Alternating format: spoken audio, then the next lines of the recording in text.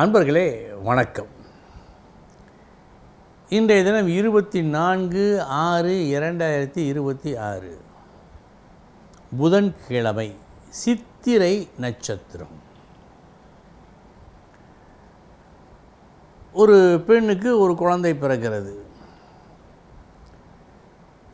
ஜோதிடரிடம் போய் பிறந்த நேரம் எல்லாவற்றையும் சொல்லிடும்.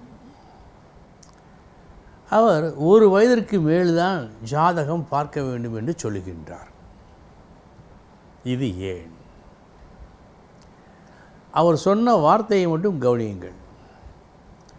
1 வயதிற்கு பிறகுதான் ஜாதகம் பார்க்க வேண்டும், 1 வயதிற்கு பிறகுதான் ஜாதகம் போட வேண்டும் என்றெல்லாம் சொல்லவில்லை, பார்க்க வேண்டும் என்று தான் சொன்னார். எனவே அந்த பார்க்க வேண்டும் என்பதை அடிக்கோடு இடுங்கள். இப்பொழுது ஒரு விஷயம். செவ்வாய் கிரகம், மார்ஸ் என்று ஆங்கிலத்தில் சொல்லுவார்கள். இப்பொழுது அமெரிக்கா அனுப்பிய பயோனியர் 10 ராக்கெட் கூட அந்த செவ்வாய் கிரகத்தை சுற்றியுள்ள வளிமண்டலங்கள் எல்லாமே சிவப்பாக இருக்கிறது என்று சொல்லியிருக்கிறது. இங்கிருந்து நாம் பார்த்தால் அந்த சிவப்பு தெரிவதில்லை. அப்படியே செவ்வாய் தெரிவதாக இருந்தாலும் கூட ஏதோ ஒரு டியூப்லைட், ஒரு சிறு துளி போல், ஒரு பல்பு எரிவது போல காட்டும், அவ்வளோதான். ஆனால் ஆயிரக்கணக்கான ஆண்டுகளுக்கு முன்பே செவ்வாய் சிவந்த வாய் என்று எப்படி சொன்னார்கள்? ஏதோ ஒரு ஞானம், அந்த ஞானத்தால் சொன்னார்கள். இதை தனியே வைத்துக் கொள்ளுங்கள். இப்பொழுது இந்த விஷயத்துக்கு வருவோம். 1 வயது வரை பார்க்கக்கூடாது என்று சொன்னதற்கு காரணம் என்ன? ஒருவேளை அந்த குழந்தைக்கு ஒரு பெரும் குறை வாழ்நாள் முழுமையும் இருப்பது போல் இருந்தாலோ, அல்லது உடல் நலம், புத்தி நலம் ஏதோ ஒரு குறை இருந்தாலோ, ஜாதகம் பார்த்து அந்த ஜோதிடர் சொல்ல வேண்டிய முறையில் சொல்லுவார். பூவிலிருந்து தேனை எடுக்கும் பொழுது பூ எப்படி சேதப்படக்கூடாதோ அப்படி தான் சொல்வார். ஆனால் புகழ்ந்தும் சொல்ல மாட்டார். மற்றவர்கள் விஷயத்தில் பெண்கள் எப்படியோ, தன் குழந்தை விஷயத்தில் மட்டும் அந்த வார்த்தையை சற்று, அந்த குழந்தையின் பெயரை சற்று மாறாக உச்சரித்தால் கூட பொறுக்காது, திருத்தி சொல்வார்கள். அந்த ஒரு நல்ல வார்த்தை வரவில்லையே என்று அவங்களுக்கு ஒரு பெரும் ஏக்கம் வந்துவிடும். துருவி துருவி கேட்பார்கள். மற்ற விஷயத்தில் அவ்வளவு கேட்காமல் போனாலும் போகலாம், தன் குழந்தை விஷயத்தில் எல்லாத்தையும் கேட்பாள். அப்படி குழந்தைக்கு ஏதோ ஒரு கஷ்டம், ஏதோ ஒரு சங்கடம் இருக்கிறது என்று சொன்னால், பார்த்திருங்கள், இந்த நேரத்தில் சற்றே உடல் பாதிக்கலாம் என்றெல்லாம் அவர் சாதாரணமாக சொன்னால் கூட இந்த தாயின் மனம் பொறுக்காது. சரி, அதனால் என்ன? 1 வயது வரைக்கும் குழந்தையை தன் இடுப்பில் தான் வைத்திருப்பாள். 1 வயதிற்கு பிறகுதான் கீழே இறக்கி விடுவாள். அப்படி அவர் பலன் சொல்லி அது இந்த உள்ளத்தை, அவளுடைய உள்ளத்தை வளைத்து கொண்டிருக்கும் போது அந்த எண்ணம், அந்த கவலை குழந்தையையும் பாதித்து விடக்கூடாது இந்த அணைப்பார். எனவே 1 வயது வரை பார்க்கக்கூடாது. 1 வயதிற்கு பிறகு அந்த குழந்தையை அணைத்து கொண்டே இருக்க வேண்டிய அவசியம் இல்லை, கீழே விட்டு விடலாம். எனவே 1 வயது வரை பார்க்க வேண்டாம் என்று சொன்னார்கள். காரணம், எண்ணத்திற்கு ஒரு வலிமை உண்டு. அந்த ஒரு பயம், ஒரு வருத்தம், இந்த எண்ணம் இருந்தால், அந்த எண்ணத்தோடு அந்த குழந்தையை நாம் வைத்து கொண்டால், இந்த வருத்தத்தால் அந்த குழந்தைக்கும் ஒரு பாதிப்பு ஏற்படலாம். எனவே பார்க்க வேண்டாம் என்று சொன்னார்கள். இதுதான் உண்மை. மற்றபடி 1 வயதிற்குள் ஜாதகம் போடுவது எல்லாம் தாராளமாக செய்யலாம். ஒரு வகையில் பார்த்தால் பார்க்கக்கூட செய்யலாம். இருப்பினும் எதற்கு விஷப்பரீட்சை? அந்த தொந்தரவு வேண்டாம். இனி எந்தெந்த நட்சத்திரங்கள் இன்று நன்மை பயக்கும் பார்ப்போம். விசாகம், கேட்டை, திருவோணம், சதயம், ரேவதி, பரணி, ரோகிணி, திருவாதிரை, புனர்பூசம், ஆயில்யம், பூரம், அஸ்தம். இந்த நட்சத்திரத்தில் பிறந்தவர்களுக்கு இந்த நாள் யோகமான நாள். இனி 12 ராசிகளுக்கு உண்டான பலன்களை பார்ப்போம்.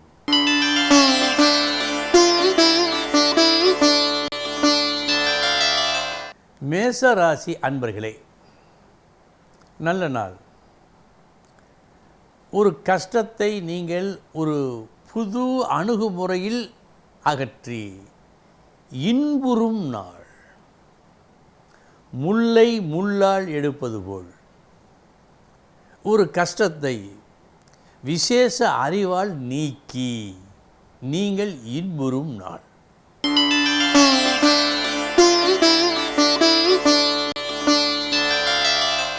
ரிஷபராசி அன்பர்களே, நன்மையும் தீமையும் கலந்த நாள்.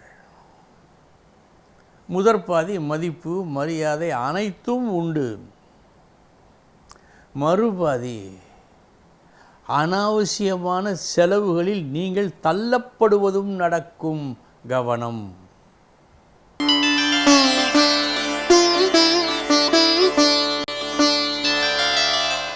மிதுன ராசி அன்பர்களே, தீமையும் நன்மையும் கலந்த நாள்.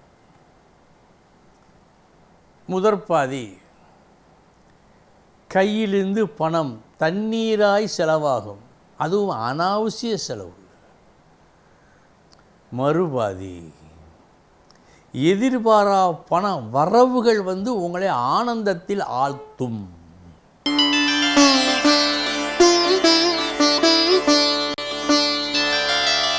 கடகராசி அன்பர்களே,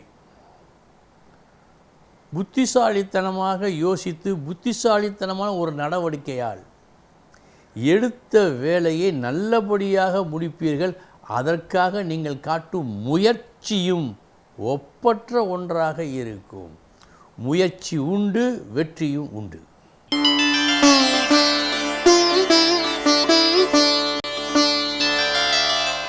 சிம்ம ராசி அன்பர்களே, மற்றவர்களை, குடும்பத்தாரை, குழம்பி கிடக்கும் குடும்பத்தாரை நல்வழிப்படுத்தும், உற்சாகமூட்டும் பேச்சு இன்று உங்கள் பேச்சு. குடும்பத்தில் சுமூகமற்ற ஒரு சூழ்நிலையை உங்கள் பேச்சின் மூலம் போக்குவீர்கள்.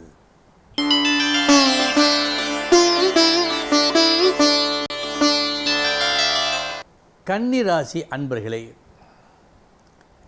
இன்று வீண் அலைச்சல், தேவையில்லாத ஒரு நடவடிக்கை, ஒரு சிறு கஷ்டம், நஷ்டம் இவையெல்லாம் உண்டு. தகுந்த ஒரு ஏற்பாடு முன்கூட்டியே செய்யாமல் ஒரு விஷயத்தில் நீங்கள் நுழைந்ததால் ஏற்படக்கூடிய சங்கடங்கள் இவைகள். கவனம்.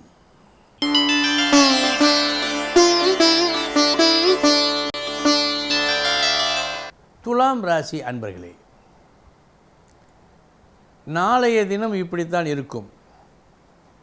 இதுபோல்தான் நாம் பேச வேண்டும், நடக்க வேண்டும் என்று ஒரு தீர்மானத்தை தெளிவாக நீங்கள் வகுக்கும் நாள் இந்த நாள்.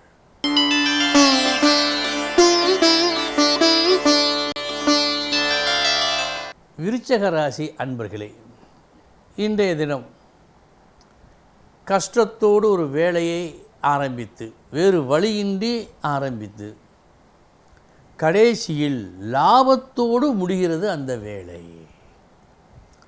முதலில் உங்கள் மனம் கஷ்டப்பட்டாலும் கடைசியில் வருகின்ற பண வரவால் மகிழ்ச்சி அடையும்.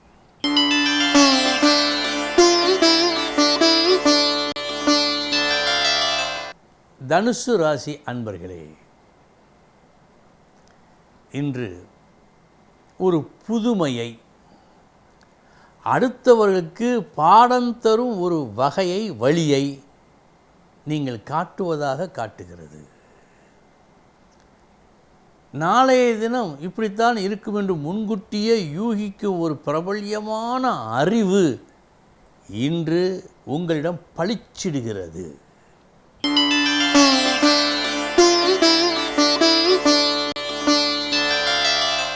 மகர ராசி அன்பர்களே, மிகவும் நல்ல நாள். தெளிவான சிந்தனை, இப்படித்தான் நடக்க வேண்டும் என்று திண்ணமான ஒரு முடிவு, அதன்படி நடப்பதில் சோர்வில்லா ஒரு தன்மை, இத்தனையும் ஒருங்கே இன்று காட்டுகிறது. இன்று அடுத்தவர் கண்களுக்கு நீங்கள் ஜொலிப்பீர்கள்.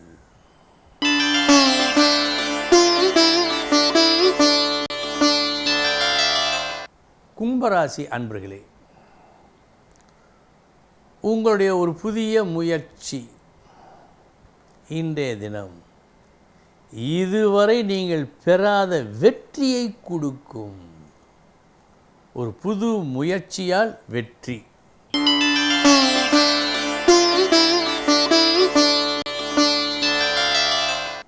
மீனராசி அன்பர்களே, திறமையான கனிவான உங்களது பேச்சால் நியாயமான ஒழுக்கத்தை சிதறவிடாத தன்மையுடன் இன்று நீங்கள் பேசும் ஒரு பேச்சால் நடக்க வேண்டிய ஒரு நல்ல காரியத்தை நடக்காமல் தடை பெற்று நடக்காமல் இருந்த ஒரு நல்ல விஷயத்தை இன்று நடத்தி காட்டுவீர்கள். புண்ணியம் ஒன்றை நீங்கள் செய்யும் நாள் இந்த நாள். அன்பர்களே, இதுவரை 12 ராசிகளுக்கு உண்டான பலன்களை பார்த்தோம். நாளைய தினம் முக்கிய செய்தியோடு சந்திக்கிறேன். வணக்கம்.